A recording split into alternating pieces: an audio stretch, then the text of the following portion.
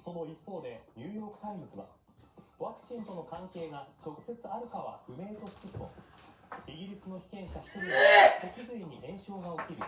横断性脊髄炎の診断を受けたと報道。たくさんの人に投与してみると、中にはですね、薬が合わない人がいたりする人がいても当然ですから、その都度、立ち止まって慎重に評価判断をすることは当然のことだと思います。驚くに値することではない。現